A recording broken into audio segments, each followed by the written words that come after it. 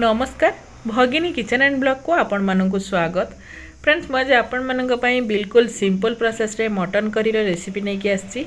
आशा करुच्ची रेसिपीटी आपण मानक भल लगे। जदि रेसिपीटी भल लगुए तो मो चैनल को सब्सक्राइब करदे। चलतु फ्रेंड्स स्टार्ट करवा आज रेसिपी मटन करी बा खासी मांसर झोल। तापाई देखो मु 5टी आलू को प्रथमे प्रेशर कुकर रे अल्प किसी सोरिष तेल देकी ताकू फ्राए कर नौची। से दे दी स्वाद अनुसार लुण आलू भी फ्राए हो गला। ये गोटे केजी मटन नहीं देखो आलू केते सुंदर भाव फ्राए हो गला। चलतु बर्तमान से सेम प्रेशर कुकर रे आउ 3-4 चम्मच सोरिष तेल मु ऐड करुच्ची। तेल ये गरम हो गला। देदेली अल्प टिके चीनी टिके गोल्डन कलर हैला परे मु देदेली हाफ चम्मच जीरा, किछि गोटा गरम मसला, दालचीनी, गुजराती, लवंग एमती किछि देदेली। तापरे एटी देखंतु मु 6टी पियाज को काटिकी नहीं छोट साइज रे बा मीडियम साइज रो पियाज ताकू ऐड कली। तापरे एठी 3टी तेजपत्र दे दीची। पियाज टिके गोल्डन ब्राउन कलर हैला परे सेथरे दे देली अदा रसुण रो पेस्ट 3 चम्मच। सबू को आमे भलो भाबे मिक्स करनबा। मांस को देखिके आपण माने मसला यूज करिवे। मुझे मांस अनुसार मसला को यूज करिछि।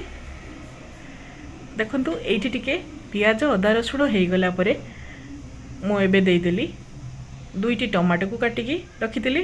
तापरे हाफ चम्मच लंका गुंड, 1 चम्मच हळदी गुंड, 1 चम्मच गरम मसला पाउडर और स्वाद अनुसार लुण। सबू को आमे भलो भाबे मिक्स करनबा। मसलार कलर केते सुंदर आसी गलानी देखि पारतिबे। तेल भी छाड़ी छाड़ी आसलानी जेहेतु मसला मोर रेडी हो गलानी। तापरे एबे मु मटन को दे देली। देखंतु मटन को आमे भलो भाबे मसला सहित मिक्स करनबा।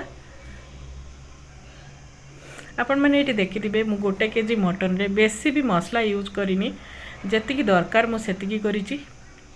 सबु को चलंतु भलो भाबे आमे मिक्स करनबा।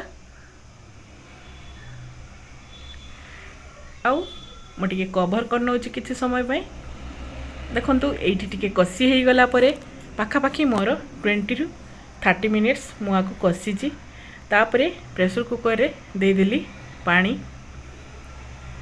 एठी 1 ग्लास पानी मु ऐड कली। तापरे आलू जो फ्राई करके रखिथली ताकू भी ऐड कली।